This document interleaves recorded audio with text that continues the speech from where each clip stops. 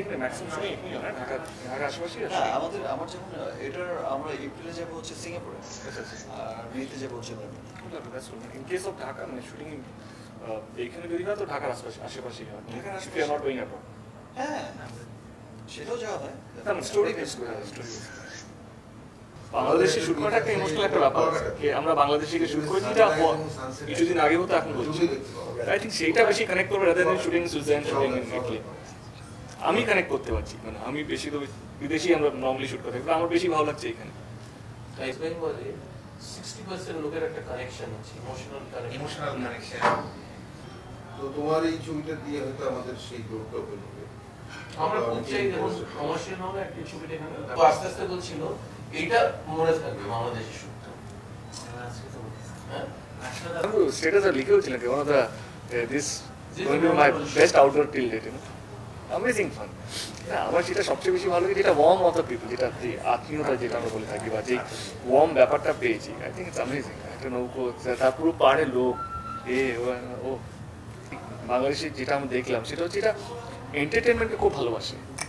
এই যে কোনো ফর্ম অফ এন্টারটেনমেন্ট, যেটা হয়তো গান হতে পারে বা অ্যাক্টিং হতে পারে, ছবি হতে পারে, সেইটাকে অ্যাপ্রিসিয়েট করার জন্য একটা দর্শক চাই, সেটা প্রচুর আছে বাংলাদেশে। সেটা আই থিঙ্ক সেই পার্সেন্টেজটা আমাদের পশ্চিমবঙ্গ থেকে বেশি আছে। মাঝখানে একটা ক্রাইসিস পিরিয়ড গেল আমাদের প্রায় 5-6 বছর। আমাদের কিছু স্টার ফল ডাউন করলো, কিছু স্টার মারা গেল, কিছু স্টার ফিল্ম ছেড়ে চলে গেল। মানে গোটা ইন্ডাস্ট্রিটা কি হলো যে একটা ফাঁকা হয়ে গেল, একদম মেধা শূন্য হয়ে গেল। আর একটা ভালগারিজমের একটা ব্যাপার আমাদের ইন্ডাস্ট্রিতে কিন্তু ছিল। তখন ভালো ভালো প্রোডাকশন হাউস যারা ছিল, যেমন আমাদের আনন্দবালা সিনেমা ছিল যে সুবর্ণরঞ্জন ঘোষদের, তারপর আরো ভালো ভালো প্রোডাকশন যারা ছিল, শাবানা ম্যাডামরা ছিল, প্রোডাকশনগুলো অফ হয়ে গেল সবাই আর কি। বিষয়টা অনেক কেমন হয়ে গেল ইন্ডাস্ট্রিটা। তারপর বেশ লম্বা 5-6 বছরের একটা খুব ক্রাইসিস পিরিয়ড গেল। মারা গেছে মান্না ভাই, তো মান্না ভাই এরা সকলে মিলে তখন একটা আন্দোলনের মধ্যে এই ভালগারিজমটাকে তোমার ভ্যানিশ করলো। সরকার একটা ভালো আইন করে দিল। তখন তো ইন্ডাস্ট্রি শূন্য হয়ে গেছে।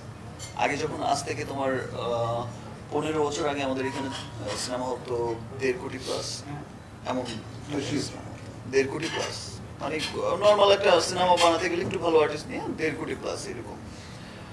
তো সেটা কিন্তু তখন চলে আসলো 50 লাখসে ওই ভালগারিজমের সময়। তারপর আমরা আবার নতুন করে শুরু করি। আমার ওই সময়টায় শুরু করে আবার এই এতটুকু আশা।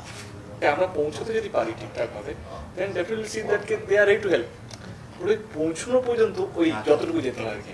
আমি যদি আপনার কাছে আছি, দাদা আমাকে এটা লাগে, আপনি কি না বলবেন না, কিন্তু এই যে আপনার কাছে আসা পর্যন্ত যে জার্নিটা, সেটা আমাকে এটা মানে ওইটাই আমাকে হয়, ওইটুকু মাত্র ডিস্টেন্সটা।